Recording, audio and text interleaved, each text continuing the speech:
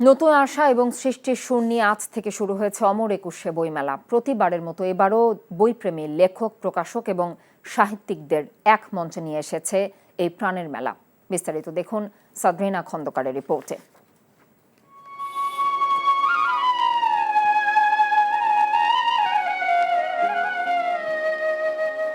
উদ্বোধনের পর প্রধান উপদেষ্টা বইমেলা এলাকা ত্যাগ করলে সর্বস্তরের মানুষের জন্য উন্মুক্ত করে দেয়া হয় মেলা প্রাঙ্গণ। লেখক, প্রকাশক ও বই প্রেমীদের জন্য এক বড় সাংস্কৃতিক আয়োজন অমর একুশে বইমেলা। মেলায় প্রথম দিনেই জমে উঠেছে বই প্রেমীদের ভিড়। বইমেলায় স্থান পেয়েছে শিশু সাহিত্য থেকে শুরু করে কবিতা, উপন্যাস, ইতিহাস, বিজ্ঞান সহ বিভিন্ন ঘরানার বই। বিভিন্ন বয়সী পাঠক, বিশেষ করে তরুণেরা মেলায় ভিড় করছেন, খুঁজছেন নতুন পুরনো লেখকের বই সহ ২৪-এর গণ অভ্যুত্থান কেন্দ্রিক বই। একটা দল কেন্দ্রিক অথবা এক ব্যক্তি কেন্দ্রিক যে একটা বই প্রকাশের হিড়িক ছিল, এইবার মানে সেরকম না। এবার আসলে পক্ষে বিপক্ষে বলতে পারেন, রাজনীতির সমীকরণ বিভিন্ন আসলে মানে প্রভাবমুক্ত বলতে পারি অনেকটা। মাদ্রাসা বেস যে স্টুডেন্টগুলো, তারা যে শুধু মাদ্রাসার যেই স্টলগুলো সেটাতেই যাচ্ছে তা না, তারা কিন্তু আমাদের স্টলেও আসছে।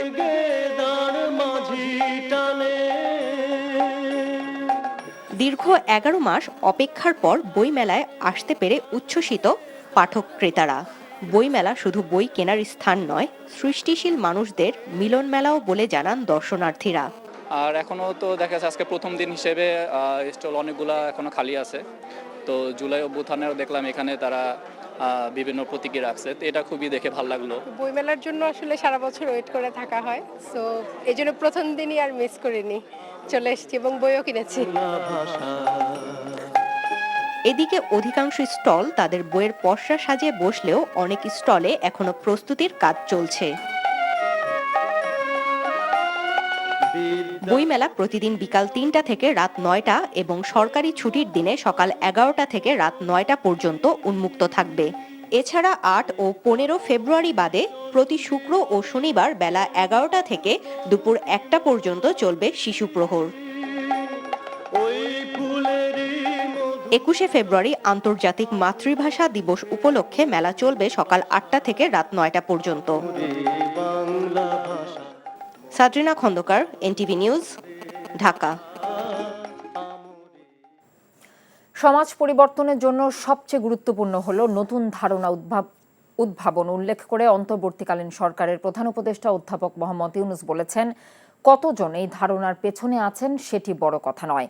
আজ রাজধানীর একটি হোটেলে অনুষ্ঠিত নবম সোশ্যাল বিজনেস ইউথ সামিটের উদ্বোধনী অনুষ্ঠানে দেয়া বক্তব্যে তিনি একথা বলেন। বাংলাদেশের তরুণ উদ্যোক্তাদের পাশাপাশি ২১টি দেশের উদ্যোক্তারা এই সামিটে অংশ নিয়েছেন। সামিটে মূল প্রবন্ধ উপস্থাপন করতে গিয়ে ডক্টর ইউনূস বলেন, তরুণরাই যে সমাজ পরিবর্তনে অগ্রণী ভূমিকা পালন করে তা বাংলাদেশের ছাত্ররা ২০২৪ সালের অগস্ট মাসে দেখিয়ে দিয়েছে। আর তাদের দেখানো পথ ধরেই বাংলাদেশে একটি ইতিবাচক পরিবর্তন আসবে বলেও আশা প্রকাশ করেন তিনি। ব্যবসার মাধ্যমে শুধু মুনাফা না করে ব্যবসার মাধ্যমে সামাজিক পরিবর্তন নিয়ে আসার জন্য তরুণদের প্রতি আহ্বান জানিয়েছেন প্রধান উপদেষ্টা।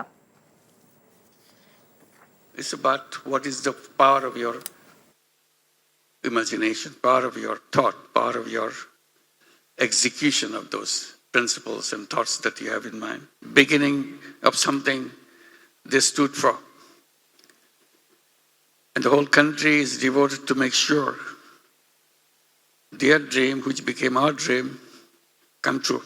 With the sacrifices of thousands of young people who gave their life to make sure the day comes.